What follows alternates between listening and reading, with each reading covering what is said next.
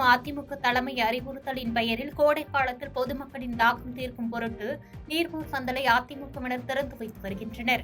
இதன் ஒரு பகுதியாக விருதுநகர் சட்டமன்ற தொகுதிக்குட்பட்ட ஆணைக்குட்டம், சிவகாசி சாலை, மதுரை சாலை, லட்சுமி நகர் மற்றும் அரசு மருத்துவமனை ஆகிய பகுதிகளில் பொதுமக்களின் தாகம் தீர்க்கும் பொருட்டு நீர்மூர் பந்தலை முன்னாள் அமைச்சர் KD ராஜேந்திர பாலாஜி திறந்து வைத்தார். பின்னர் பொதுமக்களுக்கு நீர்மோர் பழங்கள் உள்ளிட்டவைகளை வழங்கினார்.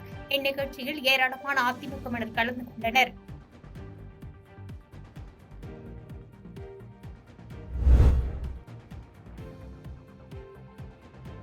தூத்துக்குடி மாவட்டத்தில் பணி நிறைவு பெற்ற 23 தலைமை ஆசிரியர்களுக்கு பாராட்டு விழா நடைபெற்றது.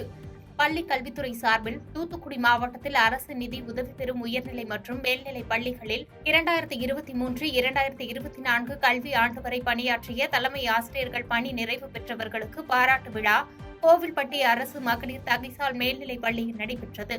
மாவட்ட முதன்மை கல்வி அலுவலர் ரெஜினி தலைமையில் நடைபெற்ற இவ்விழாவில் முன்னதாக முக்காணி, புதுக்கோட்டை, விளாத்திக்குளம், சாத்தான்குளம், கோவில்பட்டி உள்ளிட்ட அரசு மற்றும் அரசு உதவி பெறும் பள்ளிகளில் பணியாற்றி பணி நிறைவு பெற்ற 23 தலைமை ஆசிரியர்களை கௌரவிக்கும் விதமாக தலையில் கிரீடம் வைத்து மேளதாளம் முழங்க ஊர்வலமாக அழைத்து வரப்பட்டனர். இதனைத் தொடர்ந்து பள்ளியில் நடைபெற்ற விழாவில் தலைமை ஆசிரியர்களுக்கு நினைவு பரிசு வழங்கி கௌரவிக்கப்பட்டது.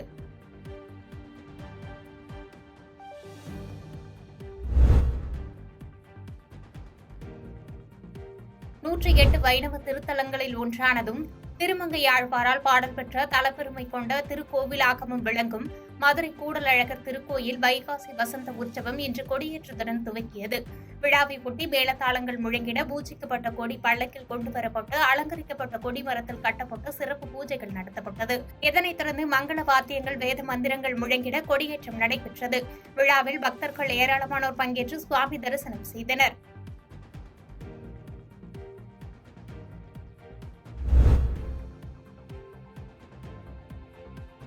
நீலகிரி மாவட்டம் உதகையில் உள்ள தொட்டபெட்டா மலை சிகரத்திற்கு செல்லும் சாலையில் வனத்துறை சார்பில் போக்குவரத்து நெரிசலை தவிர்க்க பாஸ்டாக் சோதனை சாவடியை மாற்றியமைக்கும் பணி இன்று முதல் 7 நாட்களுக்கு நடைபெற்று வரும் நிலையில் சுற்றுலா பயணிகளுக்கு தடை விதிக்கப்பட்டுள்ளது. பாஸ்டாக் சோதனை சாவடி அமைக்கும் பணியினை மாவட்ட வன அலுவலர் கௌதம், வனச்சரகர் சசிகுமார் மற்றும் வனத்துறையினர் நேரில் ஆய்வு மேற்கொண்டு விரைவில் பணிகளை முடிக்க வேண்டும் என்று துறை சார்ந்த அதிகாரிகளுக்கு அறிவுறுத்தினார்.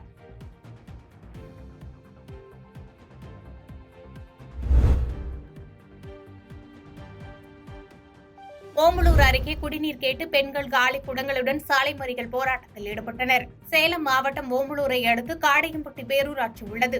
இங்குள்ள 15 வார்டுகளுக்கும் தினமும் போர்வெல் மற்றும் காவிரி கூட்டு குடிநீர் விநியோகம் செய்யப்படுகிறது. இந்த நிலையில் பேரூராட்சிக்குட்பட்ட சுன்னகப்பட்டி பகுதி மக்களுக்கு கடந்த ஒரு மாதமாக முறையாக குடிநீர் வரவில்லை என்று புகார் எழுந்துள்ளது.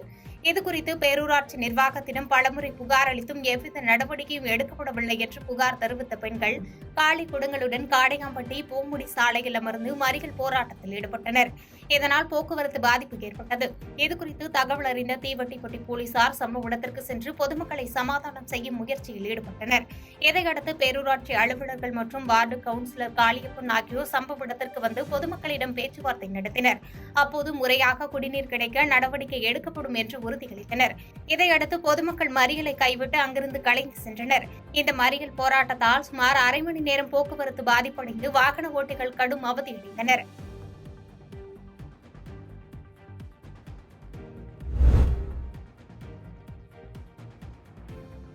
பரமக்குடி அருகே தனியார் பள்ளியில் 10ஆம் வகுப்பு பொதுத் தேர்வில் முதல் 3 மதிப்பெண்கள் பெற்ற மாணாக்கர்களுக்கு அப்பள்ளியின் சார்பில் கல்வி உதவித்தொகைகள் வழங்கப்பட்டன.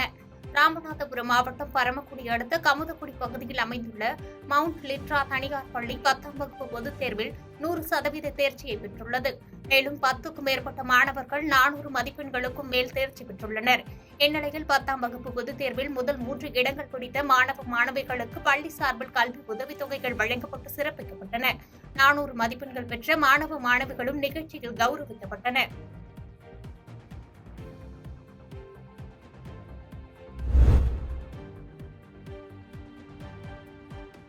ஸ்ரீபெரும்புதூர் அருகே நெல் கொள்முதல் நிலையத்தில் 5000 நெல் மூட்டைகள் மழையில் நனைந்து சேதமடைந்தது விவசாயிகளிடையே சோகத்தை ஏற்படுத்தியுள்ளது. காஞ்சிபுரம் மாவட்டம் ஸ்ரீபெரும்புதூர் ஒன்றியம் ராமானுஜபுரம் ஊராட்சியில் அரசு நேரடி நெல் கொள்முதல் நிலையம் செயல்பட்டு வருகிறது. இந்த நிலையில் சுங்குவாச்சத்திரம், மதுரமங்கலம், ராமானுஜபுரம் உள்ளிட்ட பகுதிகளில் பரவலாக மழை பெய்துள்ளது. இதனால் ராமானுஜபுரம் நெல் கொள்முதல் நிலையத்தில் வைக்கப்பட்டுள்ள 5000க்கும் மேற்பட்ட நெல் மூட்டைகள் மழையில் நனைந்து சேதமடைந்தன.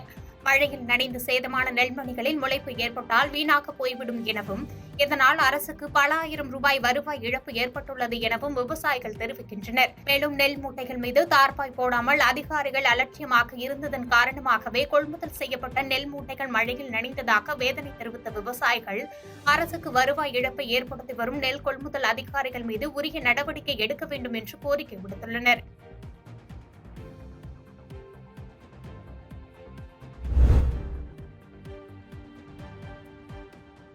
சேலம் மாவட்டத்தில் பிரசித்தி பெற்ற கோட்டை அழகிரிநாத சுவாமி திருக்கோயிலில் வைகாசி விசாக திருவிழா இன்று கொடியேற்றத்துடன் தொடங்கியது.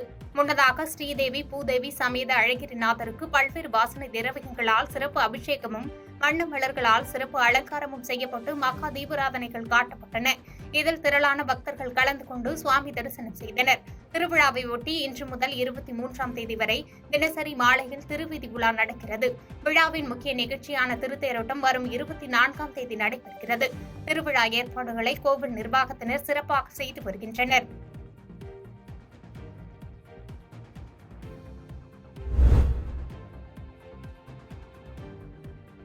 கோவை மாநகர் பகுதியில் மழை நீருடன் கழிவு நீரும் சேர்ந்து சாலையில் தேங்கியதால் பொதுமக்கள் அவதியடைந்தனர். கோவை மாநகர் பகுதியில் சுமார் 1 மணி நேரமாக கோடை மழை கொட்டி தீர்த்தது.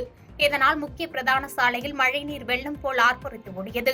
ஒருபுறம் கோடை வெப்பத்தை தணிக்க மழை பெய்ததால் பொதுமக்கள் மகிழ்ச்சியடைந்த நிலையில், மறுபுறம் கோவை குறிச்சி பிரிவிலிருந்து போத்தனூர் ரயில் நிலையத்திற்கு செல்லும் போத்தனூர் சாலையில் மழைநீர் மற்றும் கழிவுநீர் சாலையில் தேங்கியதால் பொதுமக்கள் மற்றும் வாகன ஓட்டிகள் மிகவும் அவதிக்கு ஆளாகினர்.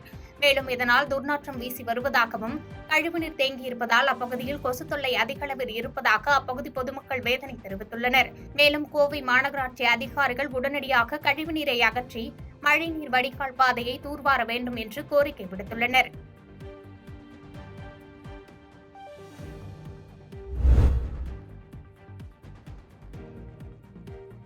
கன்னியாகுமரி மாவட்டத்தில் பிரசித்தி பெற்ற சுசீந்திரம் அருள்மிகு தானுமாலய சுவாமி கோவிலில் சித்திரை தெப்ப திருவிழாவை முன்னிட்டு இன்று தேரோட்டம் களை கட்டியது. இந்த விழாவில் குமரி மாவட்டம் மட்டுமல்லாது கேரளாவில் இருந்து ஏராளமான பக்தர்கள் வருகை தந்து தேரை வடம் பிடித்து இழுத்தனர். விழாவின் நிறைவு நாளான நாளை இரவு தெப்பத்தில் சுவாமி, அம்பாள், பெருமாள் எழுந்தருளி பக்தர்களுக்கு காட்சி கொடுத்து தெப்ப திருவிழா நடைபெறும். இதற்கான ஏற்பாடுகள் தீவிரமாக செய்யப்பட்டு வருகிறது. பாதகம் செய்பவரை கண்டால் நாம் பயங்கொள்ளலாகாது பாப்பா.